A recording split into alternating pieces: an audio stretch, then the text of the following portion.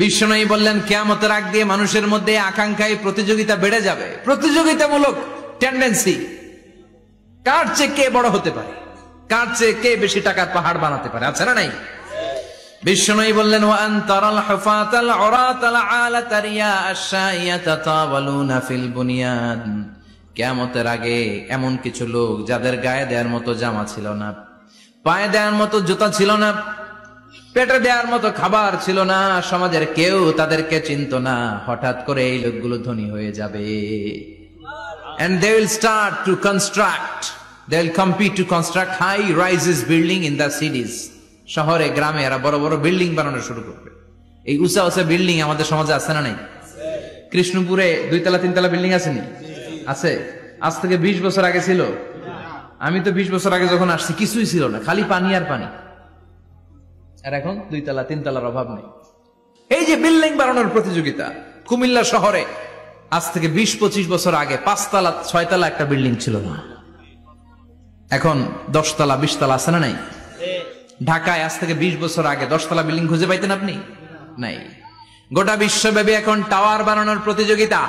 বিশ্বনবী বললেন এদের কোনো টাকা ছিল না। পৃথিবীর সবচেয়ে বড় টাওয়ার এখন আরব দেশে, এদের কোনো টাকা ছিল না। আরব দেশের সৌদি আরব, কাতার, কুয়েত, বাহরাইন এখন স্বর্ণ আর তেলের খনি পেয়ে আল্লাহরে ভুলে যায়। এদের খাওয়ার মতো কিছু ছিল না। এদেরকে আমার দাদারে শুনতাম বলতো কাবলিওয়ালা বলতো। কি বলতো?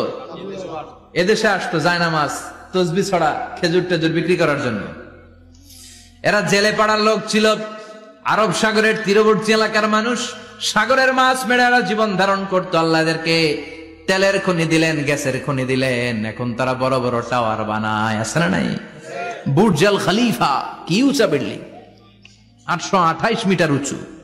জেদ্দা আছে 1000 মিটার উঁচু কিংডম টাওয়ার। তাইওয়ানে আছে তাইপেডাং টাওয়ার 101 তলা। মালয়েশিয়া আছে পেট্রোনাস টুইন টাওয়ার 88 তলা।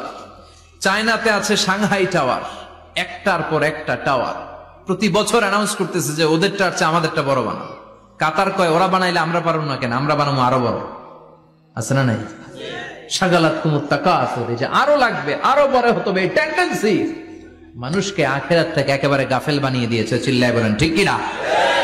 টাকার পাহাড় বানাতে চায়, দরকার থাকলেও চায়, না দরকার থাকলেও চায়। বর্তমান পৃথিবীর সবচেয়ে ধনী লোকটার নাম জানেন? কি নাম? হ্যাঁ, বিল গেটস। ওর যে কত টাকা ও নিজেও জানে না। ওর পকেট থেকে যদি $100 একটা বান্ডিল পড়ে যায়, এটা তুলতে ওর যত সময় লাগবে, ও না তুলে যদি হেঁটে যে আইডিয়া নিয়ে হাঁটতেছিল ওইটা নিয়ে হাঁটে, ওইদিকে আরো বেশি ইনকাম হয়ে যাবে। এত টাকা তার, এটা তোলার সময় তো তার নাই। ওয়ারেন বাফেট নাম শুনছেন? হাজার হাজার কোটি ডলারের মালিক। Prince Walid bin Talal, Saudi ধনকুবের নাম শুনেছেন? ওর একটা বিমান আছে, প্রাইভেট জেট প্লেন। এই বিমানটার 70% মেড অফ গোল্ড। বিমানের 70% স্বর্ণ দিয়ে বানানো। গত কয়েক বছর আগে আমি ব্রুনাই গিয়েছিলাম। ব্রুনাইয়ের সুলতানের নাম হাসান আল বালখিয়া। উনি একটা প্যালেস আরবিতে বলে কাসার, মানে হচ্ছে রাজপ্রাসাদ। পৃথিবীর সবচাইতে বড় রাজপ্রাসাদ ব্রুনাইতে বান্দার সিরি বেগাওয়ানে অবস্থিত। আমি গিয়েছি ওখানে। প্রায় 1800 থেকে 2000 কক্ষ আছে ওই প্যালেসে, রাজপ্রাসাদে। ওই রাজপ্রাসাদের টয়লেটের কমোড গুলো মেড অফ গোল্ড, স্বর্ণ দিয়ে বানানো। নাউজুবিল্লাহ পড়বেন না? এই হাসান আল বালখিয়া নিজে বিমান চালায়। ওর সংগ্রহে 500টা রোলস রয়েস লাক্সারিয়াস কার আছে। 500 রোলস রয়েস। গুগল ইউটিউব যারা করেন সার্চ দিয়ে দেখবেন ওর কি পরিমাণে গাড়ি। রোলস রয়েস গাড়ি হচ্ছে one of the luxurious car in the world. Car ব্র্যান্ডের মধ্যে যত দামি কার ব্র্যান্ড আছে এর মধ্যে রোলস রয়েস একটা, যেগুলোর দাম কমসে কম এদেশের টাকায় 8 কোটি থেকে 10 কোটি টাকা। আচ্ছা বলেন, এই গাড়িগুলো যারা হাই প্রোফাইলের ভিআইপিস, তারা ফ্যামিলির সবাইকেও যদি একটা করে গাড়ি দেয়, একজনের কয়টা গাড়ি দরকার? 5টা, 10টা, 20টা। ধরলাম যে 20টা গাড়ি লাগবে ওনার। 500 গাড়ি দিয়ে উনি কি করবে?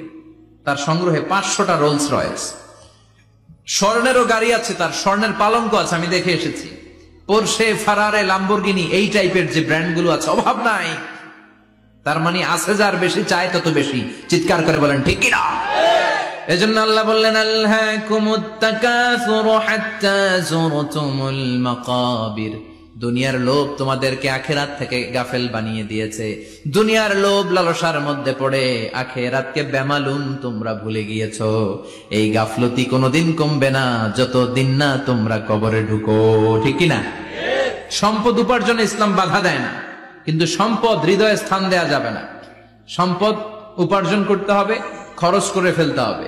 বেশি সম্পদশালী হতে হলে আল্লাহর সন্তুষ্টির জন্য যাকাত দিতে হবে। কে দিতে হবে? দে জাকাত তোরা দে রে জাকাত, তোর দিল খুলবে পরে আগে খোলো খাত। দে জাকাত তোরা দে রে জাকাত, ঠিক কিনা? দিল পরে খুলবে, আগে হাত খোলেন। হাত খুললে দেখবেন দিলটারে খুলে দিয়েছে কে? সাইয়েদনা মুসা আলাইহিস সালামের জামানায় ওনার চাচাতো ভাই ছিল মিশরের সবচাইতে বড় ধনী, যাকাত দেয় নাই। তার কি করুণ পরিণতি হয়েছে কোরআনে আছে না নাই? এত সম্পদ ছিল, তার সম্পদগুলো সে সিন্ধুকে আটকে রাখতো। আর এই সিন্ধুকের চাবিগুলো আলগানোর জন্য, কাঁধে নেওয়ার জন্য 10 জন লোক লাগতো। সিন্ধুক কাঁধে নেওয়ার জন্য, সিন্ধুকের চাবির গোছা কাঁধে নেওয়ার জন্য কয়জন? তাহলে কি পরিমাণ সম্পদ ছিল? সাইয়েদনা মুসা বললেন, সম্পদের মালিক তুই হস নাই, আল্লাহ বানাইছে। কারণ বলে ইন্নামা উতিতুহু আলা ইলমিন ইনদি, আল্লাহ আমারে সম্পদ দেয় নাই, আমি আমার মেধা খাটিয়ে সম্পদ বানিয়েছি। যাকাত আমি দিব না। মুসা বললেন তাহলে আযাবে পড়বি, কারণ কই পারলে আযাব আনো। আল্লাহ বললেন ফাখাসাফনা বিহি ওয়া বিদারহিল আরদ, ও মুসা নিরাপদ দূরত্বে চলে যাও, এখনই ভয়ঙ্কর ভূমিকম্প হবে, আযাব দেব। কারণ সহ কারণের সব সম্পদ আমি জমিনের ভেতরে ঢুকায়া দেব। আমি নিজে কারণের বাড়ি দেখে এসেছি। মিশরের রাজধানী কায়রো থেকে প্রায় 150 কিলো দূর একটা জেলা আছে, ফায়ুম জেলা। ওইখানে কারুনকে আল্লাহ তার সব সম্পত্তি সহ মাটিতে দাবিয়ে দিয়েছেন। দাবাতে দাবাতে হাঁটু পর্যন্ত যখন কারুন জামিনে দেবে যায়, ভাবছে উঠে যাবে। কোমর পর্যন্ত যখন মাটির মধ্যে দেবে যায়, ভাবছে উঠতে পারবে। গলা পর্যন্ত যখন দেবে যায়, হাত তুইলা কয় আমি ঈমান আনলাম। ও মুসা, সব সম্পদ তোর আর তোর আল্লাহর লইয়া যা, খালি আমারে বাঁচা, আমারে। সব গাদ্দারদের একই পরিণতি। ফেরাউনরেও যখন আল্লাহ লোহিত সাগরে পানি খাওয়াতে খাওয়াতে পেটটা এত বড়, হাত তুলা কয় আনা মিনাল মুসলিমিন, আমি মুসলমান, আমি ভালো মানুষ। আল্লাহর কোরআন সাক্ষী, সে বলেছে আনা মিনাল বনি ইসরাইলরা যে আল্লাহরে মানে আমিও তারে মানি, আমিও আল্লাহর দলের একনিষ্ঠ কর্মী। আর পানি খাইতে পারি না, আল্লাহ বাঁচাও। আল্লাহ কয় আরো খা। শেষ, ফেরাউন শেষ, নমরুদ শেষ, কারুন শেষ। পুরো সম্পদ সহ আল্লাহ কারুনকে জামিনের ভেতরে দাবিয়ে দিলেন। এজন্য সম্পদ যাদের বেশি, যাকাত দেওয়ার দরকার আছে না নাই? দারিদ্রতা বিমোচনের জন্য যাকাত দিবেন। যাকাতের শাড়ি লুঙ্গি এইভাবে না, অনেকে কিন্তু দেয় জাকাতের শাড়ি, জাকাতের লুঙ্গি, জাকাতের গামছা, এরকম ডাকাইত আছে না নাই?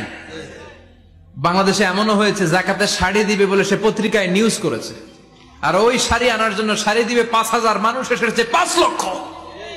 পদপৃষ্ঠ হয়ে 11 জন নারী এক জায়গায় মারা গিয়েছে। কিয়ামতের দিন আল্লাহ বিচারের কাঠগড়ায় এই বিজনেস ম্যাগনেটকে দাঁড়িয়ে সেদিন জিজ্ঞাসা করবে যে কেন তুই এদেরকে কষ্ট দিয়েছিলি? চিল্লা এখন ঠিক কিনা? এদের মৃত্যুর দায়ভার এই শিল্পপতি এড়াতে পারবে না। যাকাতের শাড়ি, যাকাতের লুঙ্গি বিতরণের জন্য আল্লাহ তোমারে ধনী বানায় নাই। ধনীদের দায়িত্ব হলো গরিবের হাতে সম্পদ পৌঁছে দেয়া। ও ফি আমওয়ালিহিম হাক্কুন লিসাইলি ওয়াল মাহরুম। গরিব আমার কাছ থেকে সম্পদ আর যাকাত নিয়ে সে আমার প্রতি করুণা করেছে। আমি যাকাত দেই বলে আমি কোনো দয়া দেখাই নাই। কথা বুঝতে পেরেছেন? আইডিয়াটা ক্লিয়ার করে নেন। যাকাত দেয়া আমার জন্য কি? কথা বলেন, ফরজ। আর যে যাকাত নেয় তার জন্য যাকাত খাওয়া কি ফরজ? আমি গরিব মানুষ, আমি যাকাত খাবো না, না খাইয়া থাকুম, রোজা রাখুন। কথা কন, আমার যে যাকাত নেওয়া লাগবে আমার কোনো কথা নেই, কিন্তু আমি যে ধনী আমার দিতেই হবে, এটা ফরজ। তার মানে আমি দিয়ে আমি দয়া করি নাই, ও নিয়ে আমারে বাঁচাইয়া দয়া করে গেছে। চিৎকার করে বলো ঠিক কিনা?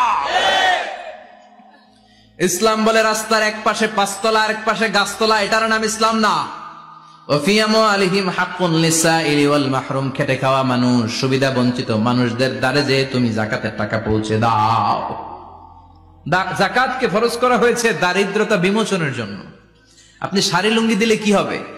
ওরে শাড়ি দিচ্ছেন দুপুরে, রাত্রেবেলা ও আরেক জায়গায় লাইন ধরে আছে, বিরিয়ানির প্যাকেট দিতেছে ওইখানে।